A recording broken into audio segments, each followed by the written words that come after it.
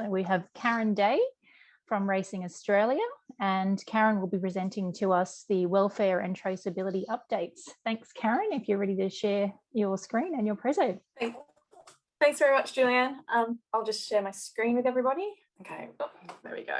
So I thought I would take this afternoon, actually I'll give you a bit of my background first. So I'm Racing Australia's General Manager of Equine Welfare and Traceability.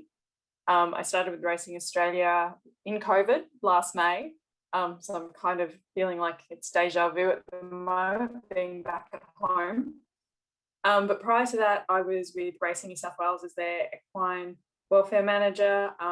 Started with them in 2016 as part of the dedication of the 1% of prize money to support equine welfare in New South Wales. And I think one of the interesting things, being from a PRA originally and going into Racing Australia, I really realised how little, as a PRA, we actually knew about Racing Australia. And I kind of feel like that translates into other markets. So I want to take an opportunity this afternoon to kind of talk a little bit about who Racing Australia is and the functions that they provide, and then also delve in a little bit deeper around the traceability rules, the motivation behind them, and then getting into a bit about a new project that we'd like to try and pilot out with the breeding sector.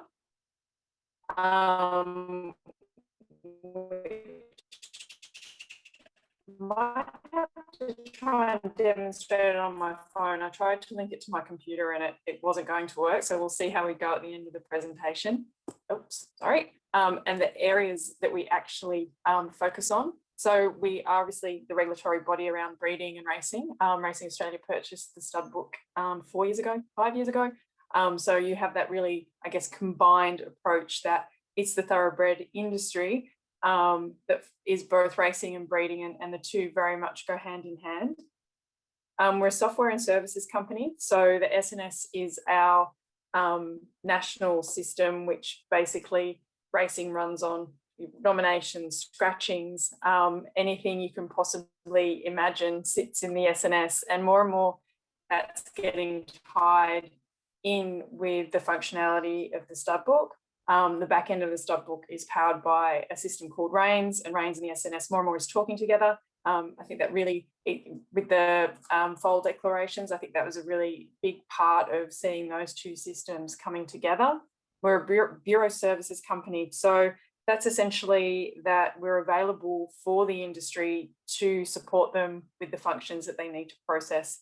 So if, for example, a trainer isn't used to being online, he can lodge his nominations and his stable returns over the phone. In the same way, in the breeding sector, if people are not using the stud book digitally because they don't have access, mindful of the diverse nature of a breeder profile, they can call up and process their stallion returns and their mare returns over the phone.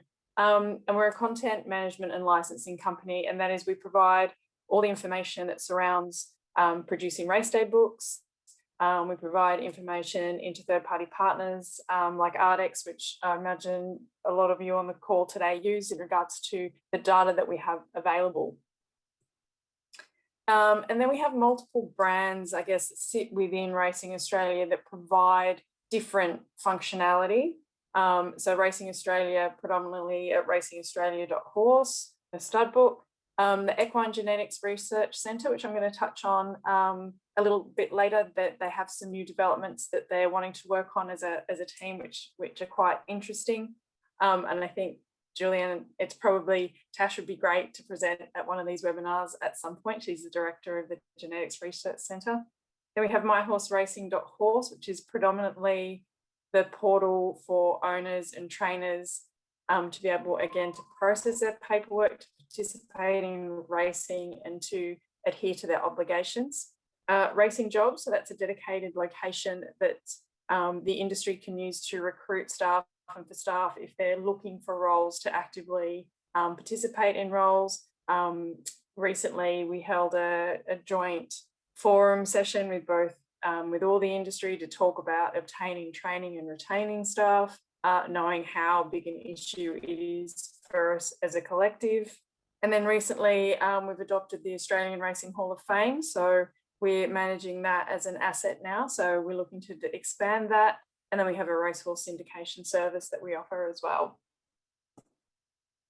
And then just a breakdown of our shareholders, to, I guess, understanding that the PRAs are predominantly are primary shareholders of Racing Australia, and how that is split across the state and the country. I know there's always a lot of conjecture about the battle between Racing Vic and Racing New South Wales, but there's an awful lot of work behind the scenes that actually happens where we do work as a collective, and it is very unified. So I think that just gives an indication of the breadth of the sport and the industry that we're involved in across the country. And then we provide products and services. As I touched on, the myhorseracing.horse, racing jobs. In development is Jockey Assist, which is a destination for riders and their management teams to manage rides and communications. Race Ticks, which is the ticketing tool for race day. And then there's the Horse Traceability app, which I'll go into in a little bit more detail later on. But essentially what we're trialing at the moment with stewards is a mobile phone application that is Bluetooth enabled with your scanner. And so once you scan a horse, if it's connected to your phone, then you're able to process a series of functions, which then update real time into the SNS. And all those records will sit up against a horse. So I guess when we're talking traceability and that idea of what is the location of a horse at any particular time, this particular app is being developed so that whole process can be automated, and that then obligations are met in not only a timely fashion, but it won't actually have to interrupt your day, understanding how busy everybody is, especially working in horses, it just never ends. Then we'll go into a little bit about welfare and traceability, and I guess the motivation behind what we're trying to achieve. And while the catalyst for a lot of this development, if you looked at it from a public facing point of view, it was 730 report, traceability, responsibility. But I think the whole entire industry had been working on how we're more accountable, how are we more transparent in regards to making people understand how well we care for our horses, how important that they are to us, and for us, when they slip through the cracks, we know that the traceability rules were developed, continue. I think that's the most important part. And I know internally when we're discussing it, it's like we've made these rules for us to be able to invest in the technology. So, and that will just continue to develop. So we're kind of at the start of this journey. And what this allowed us to do was really refine what the categories of our horses are as they go through the program of breeding into racing and then post-race. I think that's one of the expectations that definitely from a public facing point of view is that we do have a whole of life responsibility. And while to a certain extent, we have to manage that around a jurisdictional position, if we can make ourselves as available as possible to say, please share information with us so we can record it, so it's available and it's up to date. It's not about trying to, I guess, have a big stick of you must know where your horses are, and it's more, we want to know where they are so records are complete, and we're able to be really public facing and proud of how we manage our horses. And I think the really important thing for everyone to remember is that thoroughbreds are actually more regulated and we have more oversight than any other breed. We've been microchipping for 20 years. We've been branding and identifying them since the beginning of the stud book. So while it sort of feels like there's a focus on this particular category, we've actually been doing it for a really long time and doing it really well. It's just that now we have the opportunity to be able to be more front facing on it. So how the horses are categorized is unnamed breeding horses. So obviously those animals that are participating in the breeding industry. With the new traceability rules, there is that idea of ownership which has been established. So when a registration of a mare or a stallion is made with their location, there is also that breakdown of the ownership. There is now a piece of work that's being done that allows, if the racing ownership stays into the mare ownership and then subsequently the foal ownership, then it's literally a tick of the box within the Australian stud book.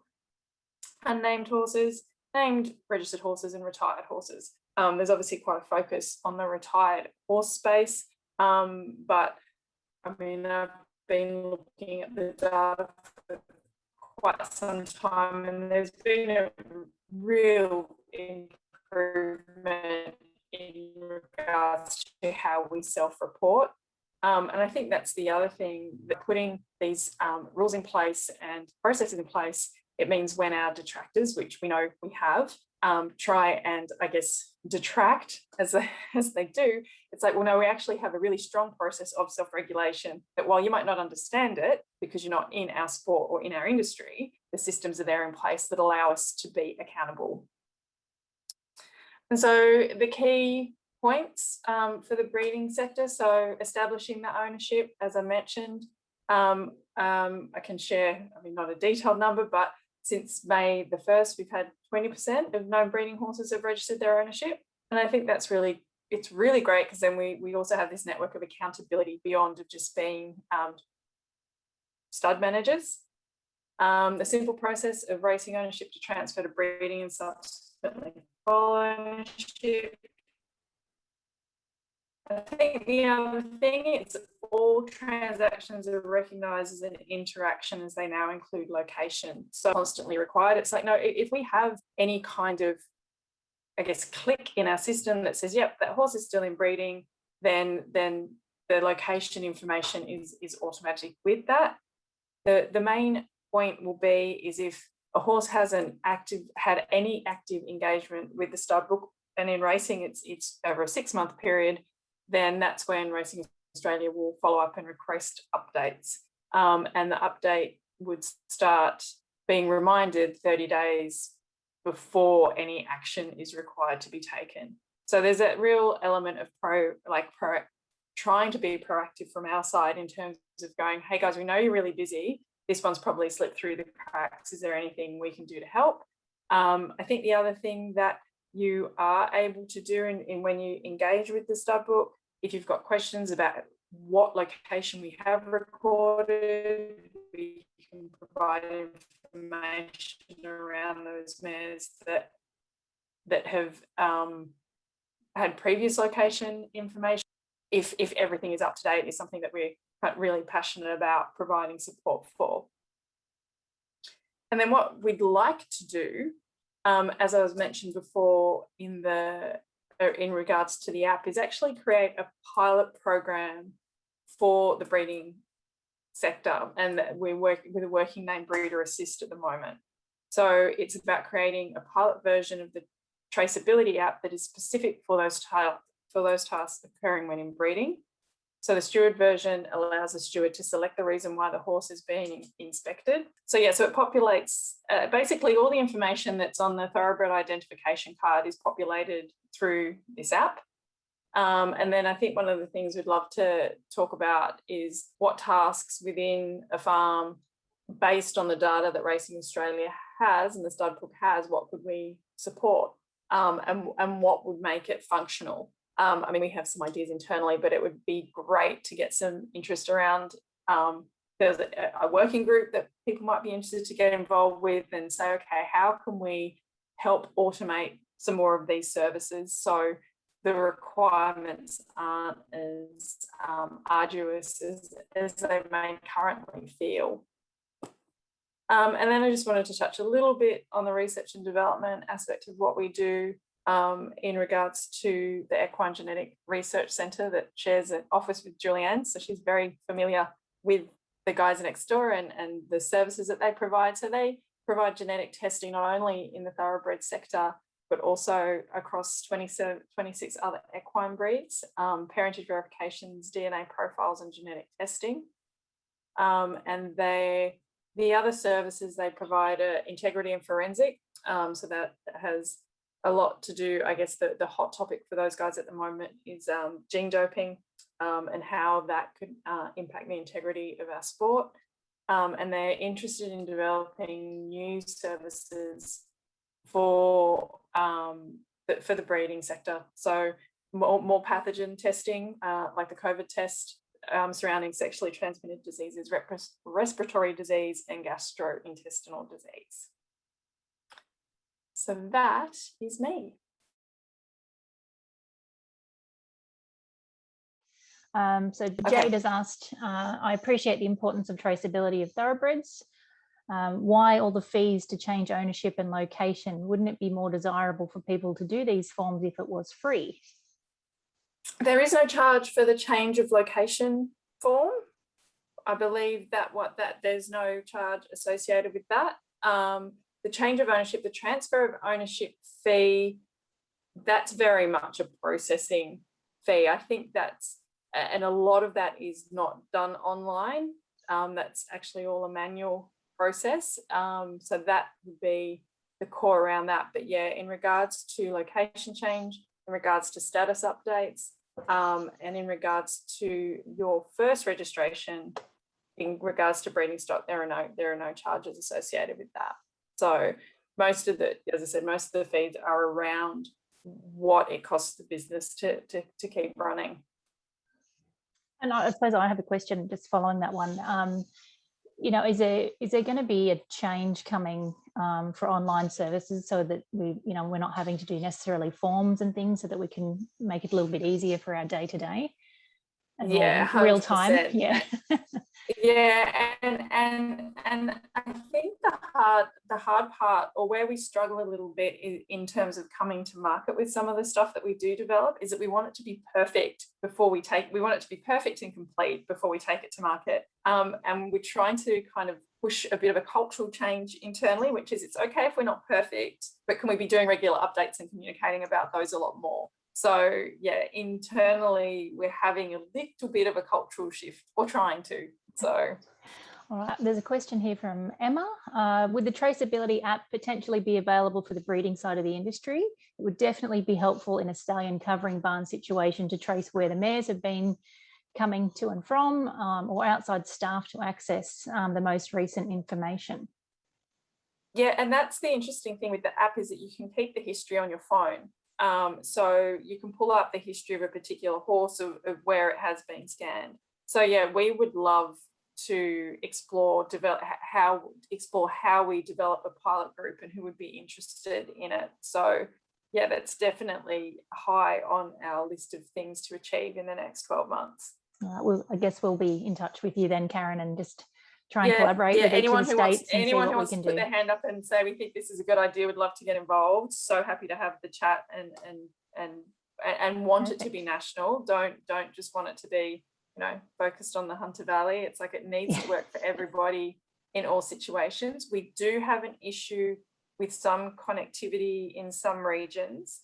So we are working on a solution whereby you can connect, you can store the data, but then once you're online, that it feeds straight through into the app functionality. So yeah, we do understand the struggle in some remote areas where you can't always have connectivity. So that's something that's being worked on. Perfect. And one thing that everybody would like is photos, but we haven't worked out how we build that as part of the functionality as well. IT changes every minute, it seems, so it's always keeping up is the hard part. I guess you mentioned before about the working group. I'm sure there's a lot of people that are attending that would like to be, involved in that. And how would they go about registering an interest, let's say? Reach out. Happy for them to reach out to me, or reach out to your association and funnel it through yourselves. Obviously, when it gets more traction, we would approach everybody and go, we want to work on this. How do we make that happen? I have written an internal paper for consideration. So, because obviously we need to get budget and things like that, but there is a real appetite to drive it forward. So yeah, it will be sooner rather than later that we'll start having those discussions to engage. Perfect. Collaboration, love it. Yeah, all about it. We have a last question here for you, Karen. It looks like ID cards. Will they become obsolete if the scanning on the phone function takes off? Hopefully, as they get lost and then have to be purchased for the horses to be sold through the auction houses.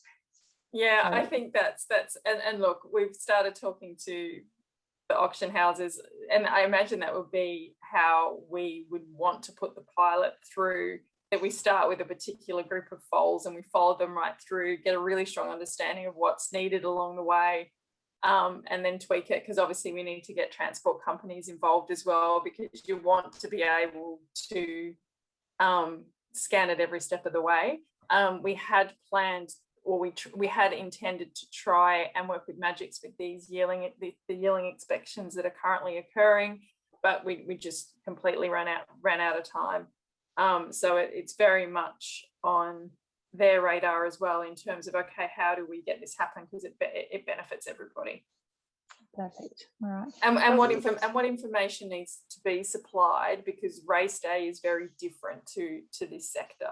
Definitely. So we do, yeah, we have some horse inspection functionality. We have a lot of race day functionality, and that's about looking at the breeding sector and going, what data do we have that is valuable that people want to be able to see on the spot, and how do we recreate what the template that we have into something that services the breeding industry. Perfect. Right, we really appreciate everything that you've presented to us, Karen. Very informative, and no I'm sure you're going to get quite a few emails in the next few days. more than happy to help. Okay. And look, Racing Australia does proactively want to engage more and be, I guess, more open in what we're trying to achieve. So anything I can do to help facilitate that for anybody, happy to help. Great to hear. Thank you so much. I'll thank you. be sending you a lovely gift in the post, so keep an eye out for that. And yeah, thanks again. Good to see you on screen. You too. See you soon. Okay.